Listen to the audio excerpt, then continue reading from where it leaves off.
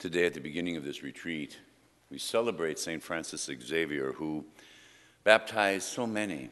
In fact, his arm is in a glass reliquary that he used to baptize in Jesus, I believe, in Rome.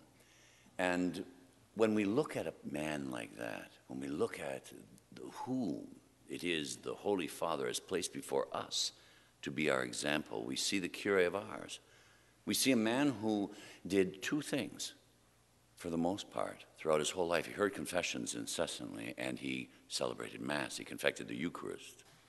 And when we unite and get together for a retreat, we do so for one purpose, and that is to fall in love more deeply than we were before. You know, each one of us have been through many retreats. I know I have. And so many of those retreats come and go. And I try to think of how many of them I remembered. Very few, I'm sorry to say. And the reason is because perhaps I didn't enter into them the way I needed to. I need to understand every single day those very powerful words that we used to find in every sacristy. O priest of God, celebrate this Mass as though it were your first Mass, your last Mass, your only Mass. And in reality, when you think of it, shouldn't we enter into everything that way? You know, death is something that we all have to deal with. It is one of the great equalizers. It puts things in proper perspective, especially retreats, especially the lives, especially day-by-day living. If we only understood the truth that we don't have tomorrow. Yesterday is gone. Let the dead bury the dead. But we definitely don't have tomorrow. But we have now. We have today. Every time I try to prepare myself for Mass, the only thing that really makes a difference is if I realize that it might be my last, that I might really be confecting this great and wondrous sacrament for the last time, that I may hold the Lord for one last time before I will close my eyes and open them to look into His. And that's really what a retreat is about. It's to prepare ourselves.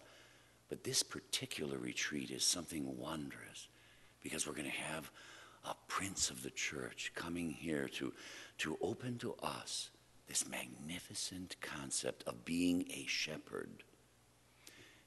Shepherd means a lot of things to a lot of people. And there are a lot of shepherds. A lot of people call themselves shepherd, but what makes us different? That's the thing that we have to understand, that there's a difference in who we are as shepherd compared to every single other shepherd on the face of the earth.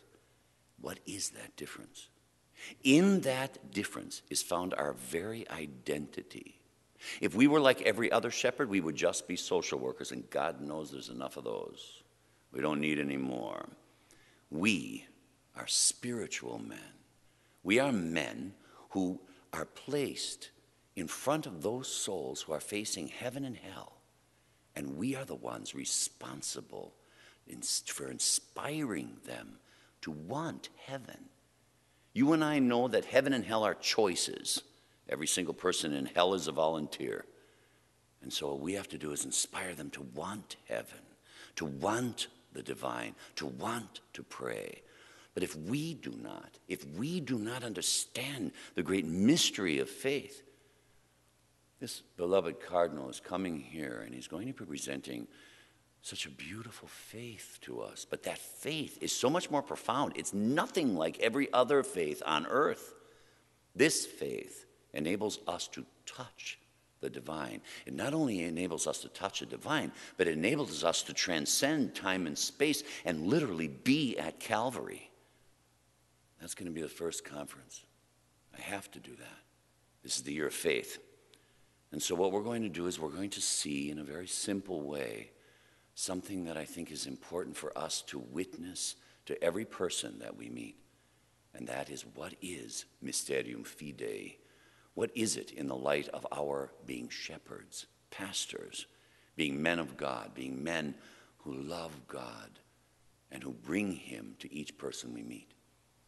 So I ask that you enter into this retreat as though it were your only retreat, your last retreat, your first retreat. And I know that may sound hokey, but it isn't.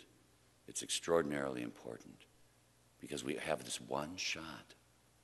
You know, I could drop dead at the end of this. I always am aware of that because I got a hole in my head, which just proves what my mother always told me when I was a kid, because I had a brain tumor and it made a hole from an infection. And so I'm constantly living with the specter I could drop dead at any moment. But I'll tell you this, it's the greatest thing that ever happened to me, because I really take my priesthood serious as a heart attack. And that's what I want us all, I would like all of us to do in this wonderful moment, these wonderful hours. Don't let them pass without literally entering into your contemplation, into your meditation, into the mysteries of our faith. And when our beloved Cardinal arrives, we can see the great richness and the depth of our faith and be proud to be part of such a wonderful faith, to be part of this great mystical body of Christ as shepherds.